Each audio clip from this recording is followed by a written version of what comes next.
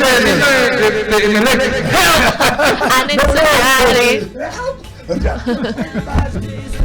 Qué buen ánimo. La verdad que este lunes es un lunes de buen ánimo.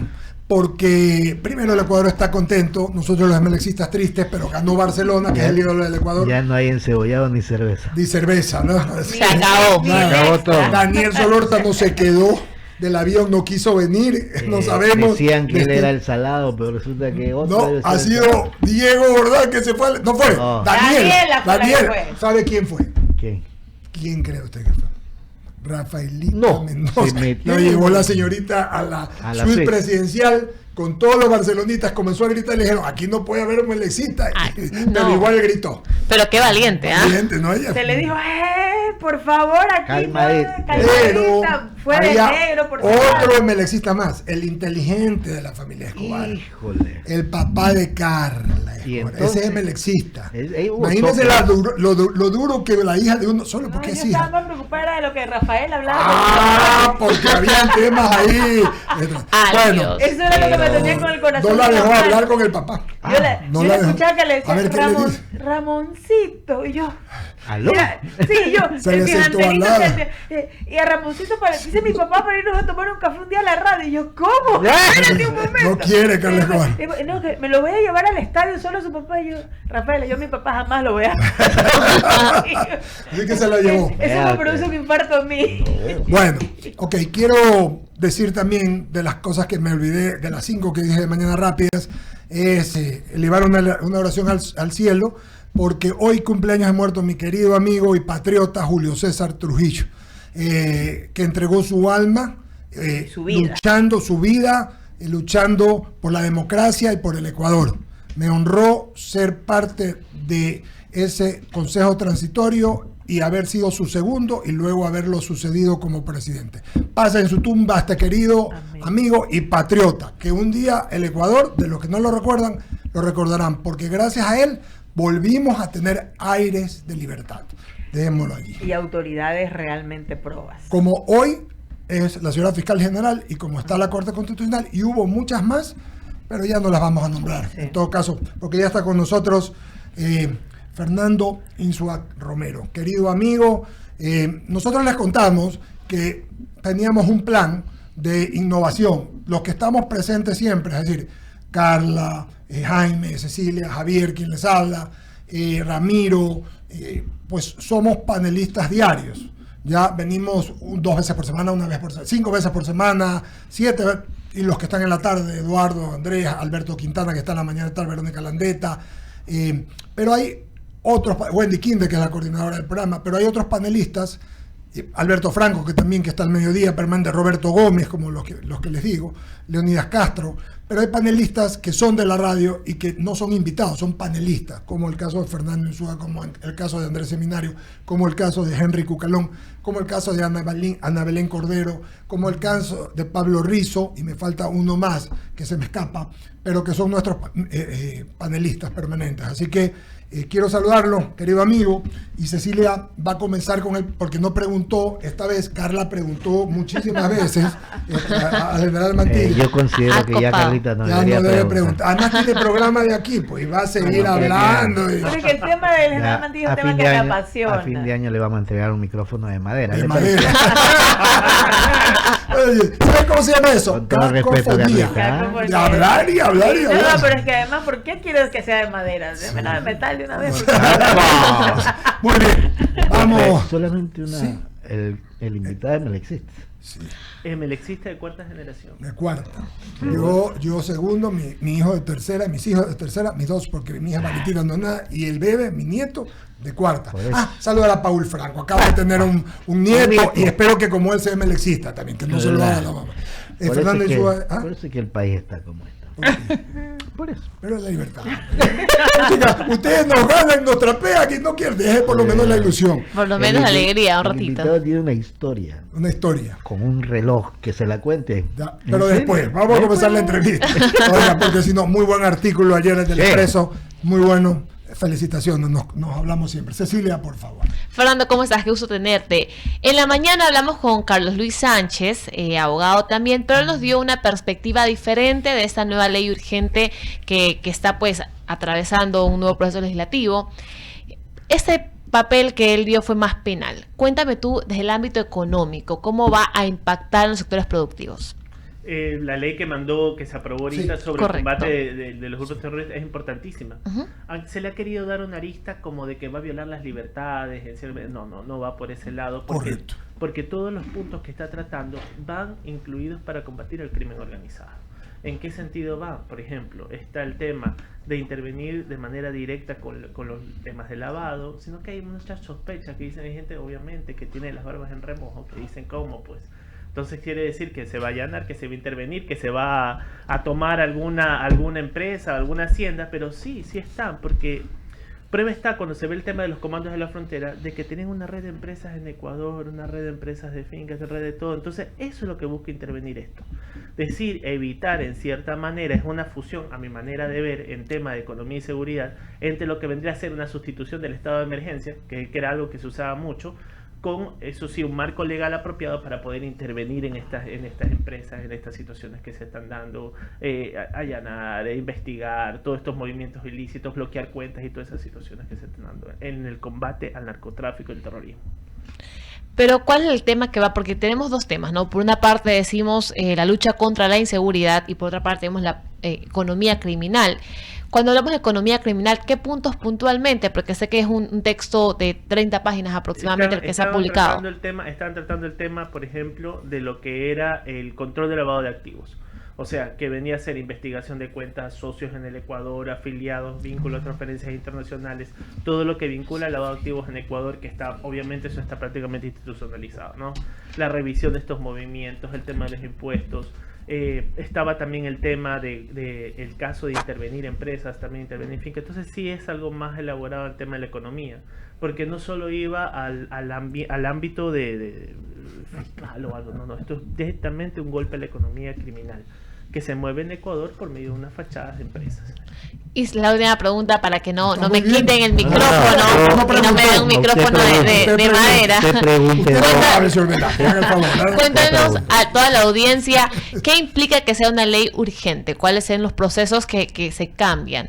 Bueno, en la parte no voy a hablar del tema jurídico de cierta manera, porque el análisis es que la idea ahorita es tener un sustituto claro, al menos en lo que hemos podido ver, un sustituto claro de lo que es un sistema, es sustituir un poco estas medidas de emergencia que se estaban dando en el país. Tener un marco claro. ¿Y por qué es lo urgente? Porque tenemos un problema, por ejemplo, ahorita con lo que vemos de comandos de la frontera. Cuando se ve toda la red que tiene, primero se atrapan a 17 miembros, se los investiga. 3 días después viene el ataque a la emboscada de los 11 militares en la frontera norte. Entonces uno tiene ya esta situación, se dio lo otro, y cuando ven, se allana una hacienda y se ve que esta hacienda estaba vinculada a esta familia, este líder que le decían el gerente. Tenías como 4 corporaciones en Ecuador, tenías como 10 empresas, tenías 3 fincas, tenías todo esto. Entonces, cuando ven una situación, ya no puedes separar. Es una red, ¿no? Exacto, es una red. Ya no puedes separar el tema económico del tema militar, del tema de combate. Entonces, sí es urgente. ¿Por qué razón? Porque se necesitan todos los mecanismos legales para poder intervenir a estas organizaciones desde el brazo donde se mantienen, en el brazo del lavado de activos, que eso es lo que hace atractivo el Ecuador, que es un santuario para este tipo de cosas. Yo solo Por eso lo veo el carácter de urgencia. Yo no voy a preguntar esto, voy a dar a Javier que pregunta, pero solo voy a hacer 2 acotaciones, no preguntas. No creo que nadie en su sano juicio cuestione la ley. Están cuestionando temas como hablamos antes del indulto, o sea, los derechos de los policías. Yo creo que le faltan algunas cosas más bien, que habría que apoyar. Porque lo que dice Fernando, dice usted con mucha razón, dices tú, Fernando, yo lo suscribo. Esto es real. No creo que ninguna persona en el Ecuador, de un lado. Y de otro lado, que vayan a cuestionar que es de urgencia, es de urgencia. Pues si vivimos todos los días quejándonos de toda la inseguridad que vive. Eso en segundo lugar. Y tercero, querido amigo suyo, su hermano trabajó con usted, el señor Arcadio Arosemena, querido amigo, les manda un recadito y dice: Buenos días, Eduardo. Dígale a sus compañeros hepatitosos que a todo pavo le llega su Navidad. Nada más. Don Arcadio, mire, no soy yo. Mire, un abrazo para mi querido Arcadio. Le mando un abrazo, pero es que siga soñando. Está bien, soñando. Yo prefiero un pavo. Del puesto 13 bajaron como al 15, creo. Y está 16. Yo prefiero, allá le llegó su Navidad. Yo prefiero un pavo antes que tacones, ¿no? Pero se pone picado. Siga, no, Javier, usted. No se ponga picado. Siga, siga. No, jamás. Jamás será en serio, usted. Lo que dice, pero me reclama. Frente a pero que él también ya se emocionó. No, bueno, en fin. Fernando, ¿cómo le va? Yo creo que quedarnos inertes, no hacer nada, porque hay gente que dice que sí, porque ese proyecto. Sí. ¿Sabe qué? Mejor no le paremos bola a aquellos que quieran irse contra la normativa que está presentada como proyecto. Frente a eso, lo que realmente se necesita en el Ecuador es un análisis profundo sobre ciertos puntos que están determinados en ese proyecto de ley. Que no es la panacea, puede ser. Lo perfecto es imposible. Sí, señor. Así que se requiere entonces de la cabeza fría de los asambleístas para poder corregir o establecer o aumentar o establecer, mejores formas para poderla aplicar. En ese sentido, el Ecuador lo que necesita es decisión y autoridad en todos los cantones para evitar que situaciones como estas se sigan generando. Me refiero a la delincuencia común, a la delincuencia organizada, a la narcodelincuencia, Fernando. Las críticas que se dan, y me suscribo a lo que acaban de mencionar, las críticas que se hacen de decir si es urgente o no es urgente, recordemos que vienen de muchos actores políticos que en su momento criticaban hasta los estados de emergencia. Claro. Señor. O sea, ya algo que ya estaba, lo criticaban. ¿Qué querían? Que lo combatiéramos como una delincuencia común, ¿con qué? O sea, comités de paz, ¿con qué se combate esto? Necesitas un marco legal. Y sí es urgente en el aspecto de que tenemos a 11 militares que todavía las familias los están llorando. Claro. Entonces, ¿dónde yo no veo que digan no es urgente? Sí es urgente, porque necesitas trabajar estas estructuras. Resulta que ahora no solo estamos peleando contra los grupos de la frontera norte, ya sabíamos que estos grupos de la frontera norte resulta que están vinculados con grupos del narcotráfico mexicano que pasaron de ser los que tercerizaban a ser los que mandan sobre los grupos de las disidencias colombianas. Entonces tienes este problema, tienes el problema de lo que está pasando acá. Entonces el presidente sí tiene que tener la capacidad de indultar, por ejemplo, que eso es importantísimo, a militares y policías, porque resulta que ahora tú quieres disparar contra un terrorista o estás en un enfrentamiento y resulta que ese hombre tiene que exponer su nombre, tiene que exponerse a un juicio, tiene que exponerse a todo. Insisto, pueden pasar cosas, en una guerra ocurren cosas, pero no puedes por lo micro fastidiar el bien común, tirar a la borda. Y en ese aspecto creo que temas como el indulto son necesarios y son urgentes en este momento, porque creo que se pasa por alto de que no solo tenemos 11 muertos encima, tenemos heridos en la calle, tenemos policías también que están heridos por haber intervenido, y hay otro factor clave, que si no hay esa capacidad del presidente de intervenir en las fuerzas de seguridad y de tomar este tipo de acciones, tampoco podemos combatir, por ejemplo, a los delatores que están adentro también de la fuerza pública. ¿Es con la guerra o con la inteligencia que se gana este problema? Con las dos cosas. Yo creo que el brazo ejecutor el brazo ejecutor de, si yo digo, las guerras se pelean con balas, se pelean con acciones, se pelea con inteligencia. Por ejemplo, parte de la ley también formula esto, pues la intervención de los aparatos de inteligencia, la mejora de los mismos. Pero obviamente esto va vinculado a un proceso de inteligencia que le busca dar una articulación, que se tomen acciones precisas. Todo esto necesita un marco legal que está por encima de lo que es el estado de emergencia, que lo que es la ley ahorita como se da. Hay factores claves que tienes que saltar muchas cosas para poderlo hacer. Entonces, en este aspecto coincido que el debate parlamentario, para eso está la Asamblea, va a pulir la ley, va a decir esto se puede hacer, esto no se puede hacer, esto va y el presidente lo tiene que vetar o no. Pero creo yo que es válida ese tipo de discusiones ahora, porque insisto, yo no sé cómo pretenden que se pelee una guerra sin un marco legal. O sea, antes se está dando institucionalidad, no han salido las Fuerzas Armadas a repartir balas como locos, sino que creo que se le está tratando de dar una institucionalidad a esta situación, y eso me parece lo válido. Jaime. Gracias, Fernando, un placer estar por aquí y pues obviamente conversar contigo estos temas.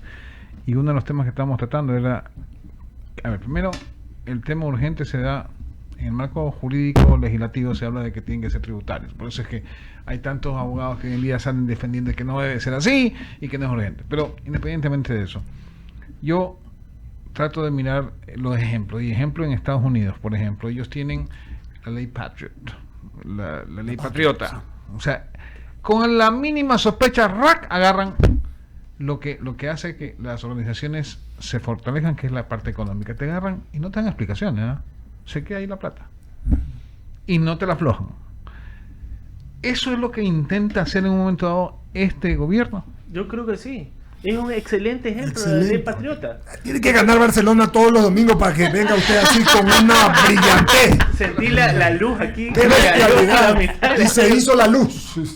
Porque este es un ejemplo, por ejemplo, que salta por encima del que sea abogado, el que no sea, el que sea autor de ley. No, esto es clarísimo. La ley patriota, por ejemplo. Intervienes.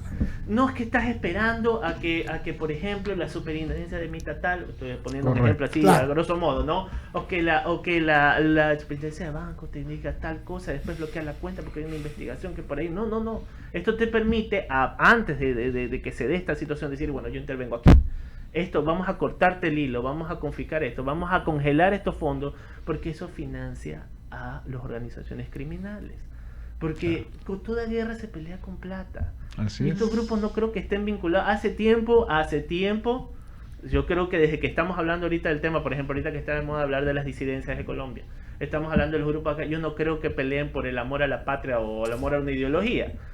Necesitan es dinero, se sustentan del dinero, su fin es el dinero. Correcto. Entonces, ¿por dónde les pegas? Por el dinero. Ninguna ideología es gratis. Claro, eso habrá sido en los 70. Entonces, Claro, ahora ninguna ideología es gratis. volviendo al tema, la idea entonces es comunicar, por lo menos a los 151 asambleístas que están en esta asamblea, de la intención que es justamente intervenir en el lugar donde más les duele, que la plata o el dinero, que tanto se hablaba en muchos, muchas reuniones, de que se tiene que hacer algo, que la UAF.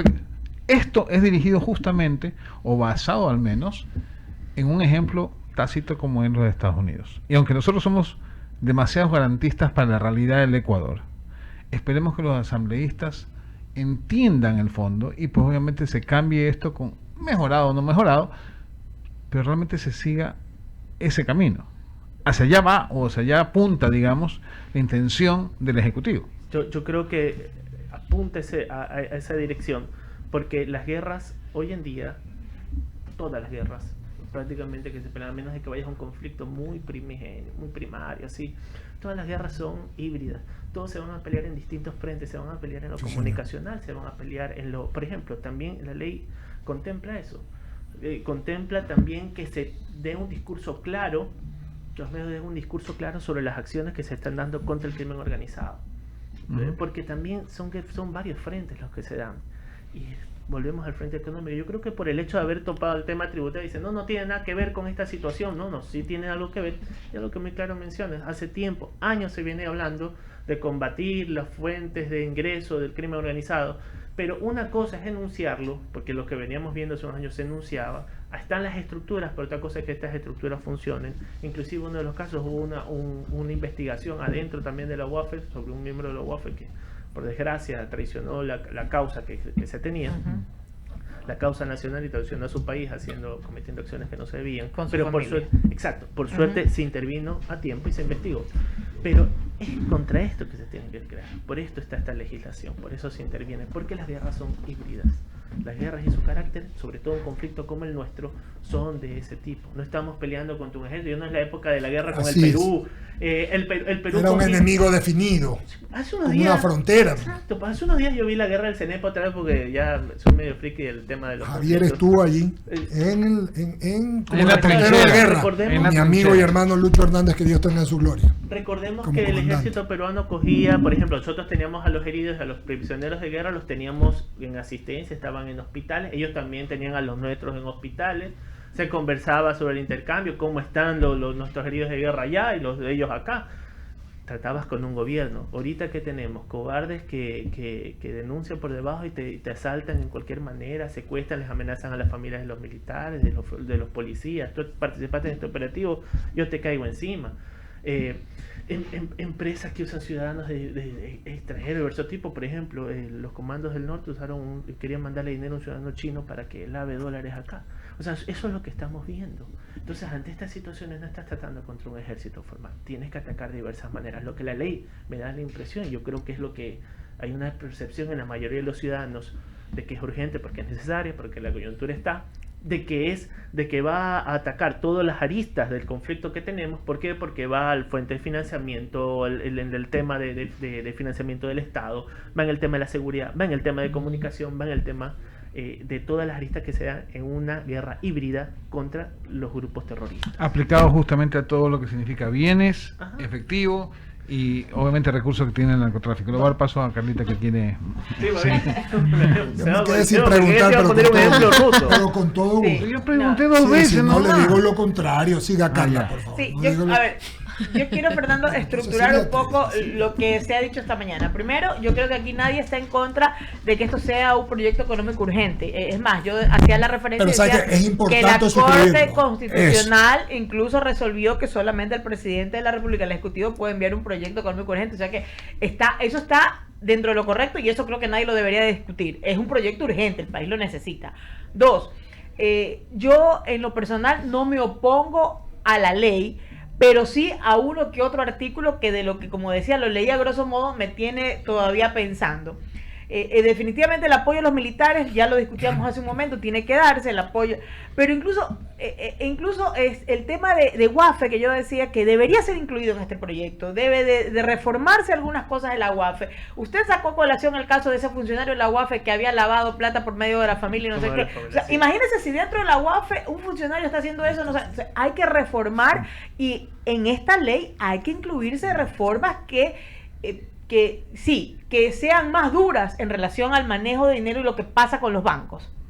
Así de sencillo.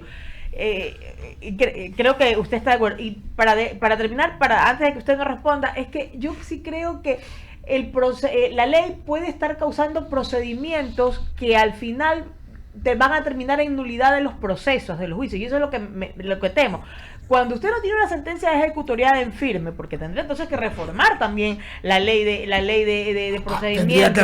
Claro, porque esta ley claro, por más que sea orgánica o como la quieran sacar, tiene que reformar entonces algunos artículos de otras leyes. ¿Por qué? Porque, señor, a mí mañana, y yo no quiero dar el ejemplo con nadie más conmigo, y por si acaso no que estoy lavando, ¿no?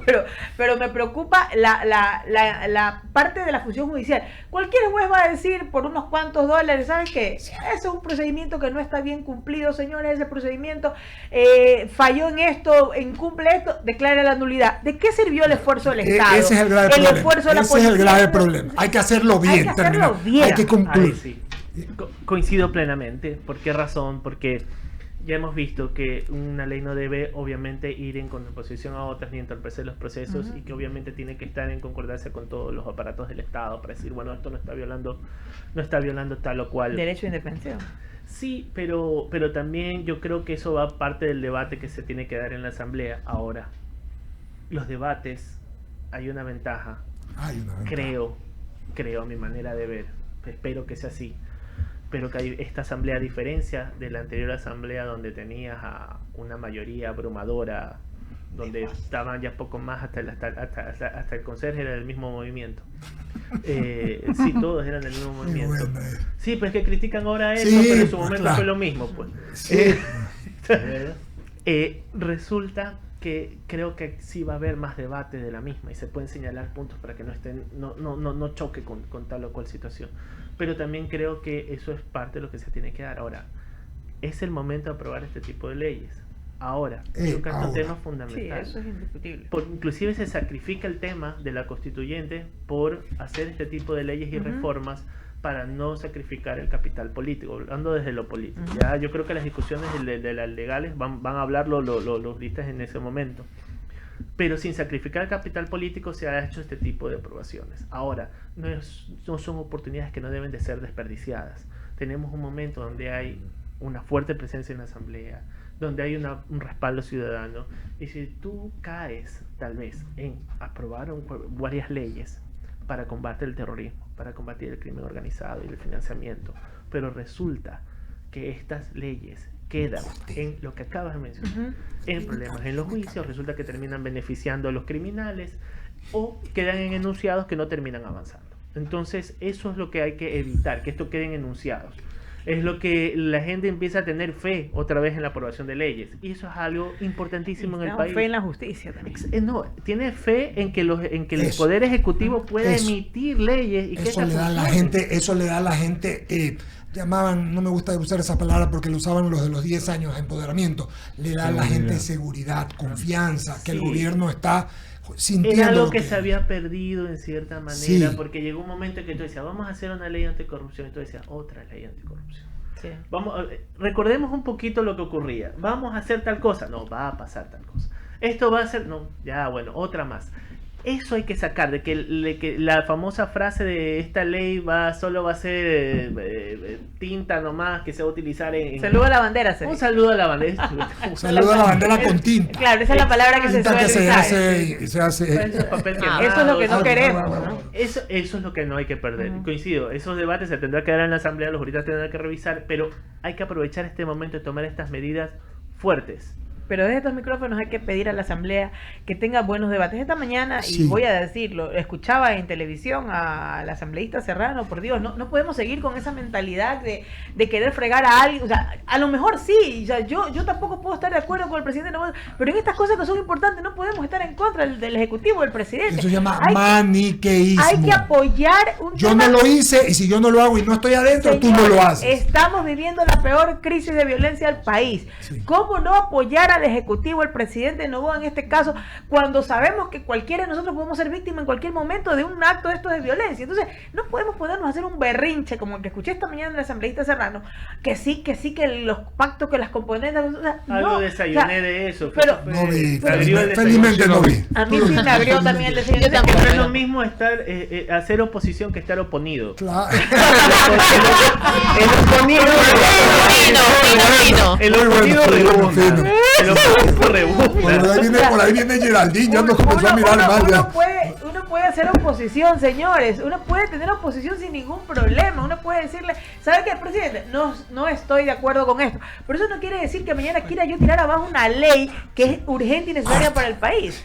No, solo... Disculpe. Oiga, sí, diga usted. No.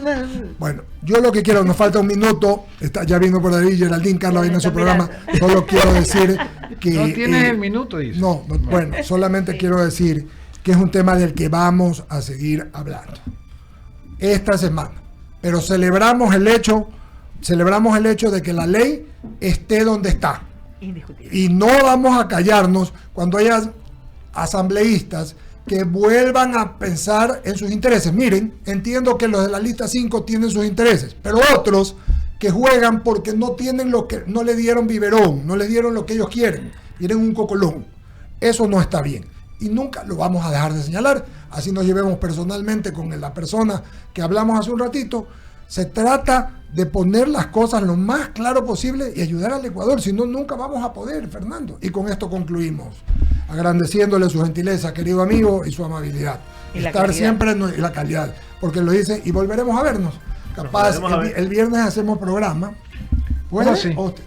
¿No quiere hacer? Sí. Allá para hacer como el señor que mandó Javier Segarra, en el camión de banano, durmiendo el uno arriba y el otro en la camioneta. Así parece usted. Así es usted. Hugo y usted. Con el señor Javier Segarra. No, Santa Rosa, pues Santa Rosa es un pueblo. No, fue en el parque. Imagínese usted.